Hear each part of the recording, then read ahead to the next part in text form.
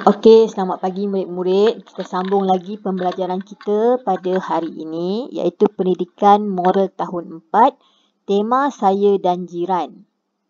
Baiklah, mari kita mulakan. Okey, kepentingan menghormati amalan ajaran agama atau kepercayaan jiran. Okay, di sini cikgu letakkan peta minda untuk mudahkan murid-murid melihat apakah kepentingan menghormati kepelbagaian agama bagi mencapai keharmonian. Okey, baik kita lihat. Yang pertama ia dapat sekiranya kita menghormati amalan ajaran agama lain, ia dapat mengelakkan perpecahan antara kaum. Selain itu, ia dapat juga mengelakkan hubungan silaturahim di antara kita dan jiran. Kemudian boleh menjamin pembangunan negara apabila kita hidup harmoni dengan jiran-jiran kita tanpa pergaduhan. Kita dapat menjamin pembangunan negara. Okey, seterusnya menenteramkan kehidupan masyarakat. Contohnya, bayangkan murid-murid sekiranya ada pergaduhan, kaum dan sebagainya di dalam taman. Adakah kita boleh hidup dengan tenang, dengan aman damai? Tidak, kita tidak tenang. Kerana kita akan rasa marah, kita akan mudah bergaduh, saling maki-memaki atau marah-memarahi atas satu sama lain. Anak-anak kita mungkin tidak boleh berjalan di kawasan depan rumah jiran dan sebagainya. Jadi kita tidak mahu perkara itu berlaku. Sebab itu kita perlu jaga keharmonian hidup sesama jiran supaya dapat menenteramkan kehidupan kita dalam masyarakat. Seterusnya, meningkatkan keimanan dalam diri. Okey, cikgu percaya semua agama menyuruh penganutnya agar menghormati agama-agama lain ataupun amalan ajaran agama lain. Jadi apabila kita menghormati amalan ajaran agama lain, secara tidak langsung kita mengikut seruan agama kita, iaitu apa yang agama kita suruh. Jadi kita dikira sebagai orang yang beriman dengan agama kita. Okey, selain itu apa lagi kepentingan kita sekiranya kita menghormati amalan ajaran agama. Antaranya adalah untuk menjamin keamanan dan kedamaian supaya setiap orang boleh hidup selesa walaupun berlainan amalan ajaran agama dan kepercayaan. Mari kita bebas murid-murid melakukan apa sahaja amalan ajaran agama kita. Tetapi sekiranya kita ada sikap toleransi, tengok yang B tu mewujudkan sikap toleransi antara berlainan ajaran agama dan kepercayaan. Sekiranya wujud sikap toleransi, sikap tolak ansur, tak ada masalah untuk kita beramal dengan ajaran agama kita. Kerana jiran kita memahami, kita juga memahami jiran.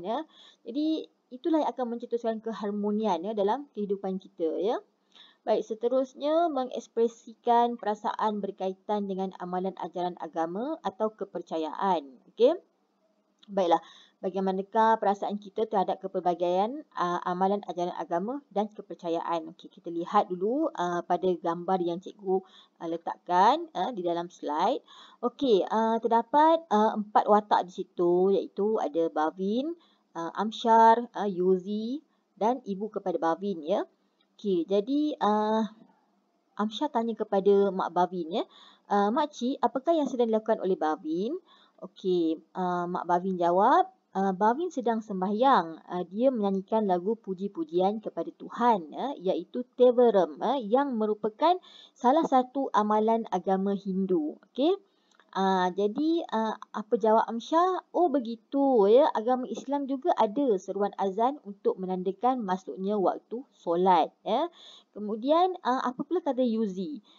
Bagi yang beragama Buddha, kami bermantra untuk menyucikan jiwa. Jadi bermantra ni macam dia berzikir, dia menyebutlah kalimah-kalimah Tuhan dia. Okey, jadi apa kata Yuzi lagi? Makcik, kami akan duduk dengan senyapnya sebagai tanda hormat sementara menunggu Bavin. Okey. Jadi kata Mak Bavin apa? Bagusnya kamu berdua sikap menghormati amalan ajaran jiran, amalan agama jiran, sikap menghormati amalan agama jiran dapat menjadikan hubungan antara jiran bertambah erat. Nampak? Jadi kita saling menghormati di antara satu sama lain. Jadi kalau kita lihat di sini, walaupun kita pelbagai agama, tetapi dari segi, ada sedikit persamaan. Contohnya, kalau orang Islam, dia ada seruan azan untuk menandakan masuk waktu semayang. Kemudian bagi orang India pula, dia ada menyanyikan lagu puji-pujian kepada Tuhan, iaitu Tevaram. Kemudian bagi agama Buddha, mereka bermantra. Jadi semua agama, semua kaum ada amalan ajaran agama dia yang berbentuk bunyi-bunyian lah. Jadi apabila adanya bunyian semayang ini, upacara semayang ini, kita perlu hormat. Maksudnya kalau jiran kita tu kaum Hindu, dia sedang sedang menjalankan upacara Tevaram, kita sebagai orang Cina dan Melayu dan Islam, kita perlu hormat, berikan mereka peluang untuk menjalankan upacara sembahyang mereka. Kerana upacara sembahyang kita juga begitu. Contohnya orang Islam, ada seruan azan. Jadi orang India dan orang Cina perlu hormat. Berikan masa untuk seruan azan tersebut dikumandangkan maksudnya didengarkan lah kemudian seterusnya orang Cina juga ada bermantra. Jadi sebagai jiran yang beragama Islam dan Hindu, perlu hormat orang Cina menjalankan upacara tersebut jadi kita hendaklah ada rasa hormat terhadap ajaran amalan agama dan kepercayaan lain Kita juga hendaklah menunjukkan perasaan hormat kita secara fizikal. Seperti apa?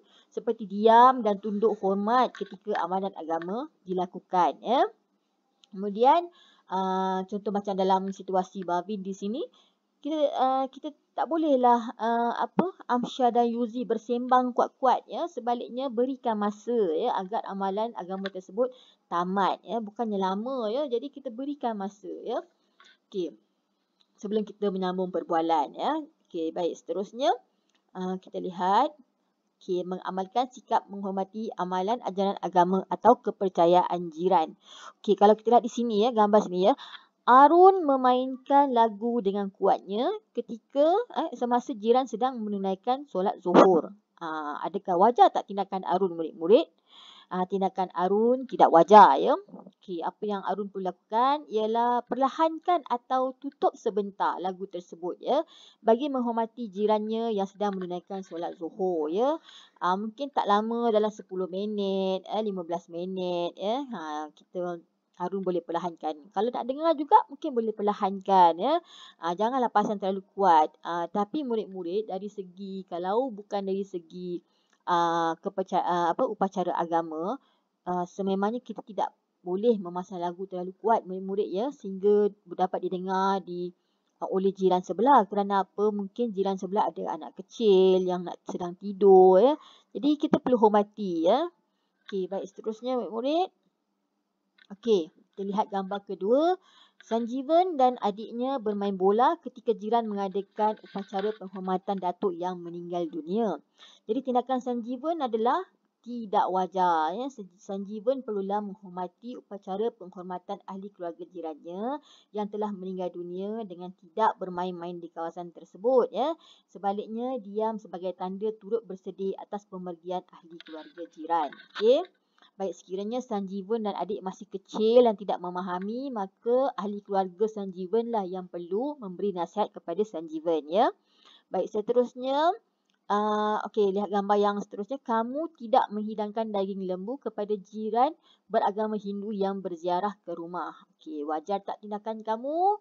Ya, tindakan saya adalah wajar kerana jiran yang beragama Hindu tidak boleh memakan daging lembu Jadi kaum Hindu adalah larangan agama mereka untuk memakan daging lembu. Jadi apabila kita menjemput jiran beragama Hindu, seeloknya kita hidangkan makanan yang dibenarkan dalam agama mereka Contoh macam orang Melayu pula tidak boleh makan daging khinzir Jadi kalau kamu tidak menjemput orang Melayu, orang ataupun orang Islam makan ke rumah, jangan hidangkan daging khinzir Sebaliknya ambil tahu apa yang mereka boleh makan dan hidangkan apa yang mereka boleh makan Baik, sekian saja murid-murid pembelajaran kita pada hari ini. Terima kasih.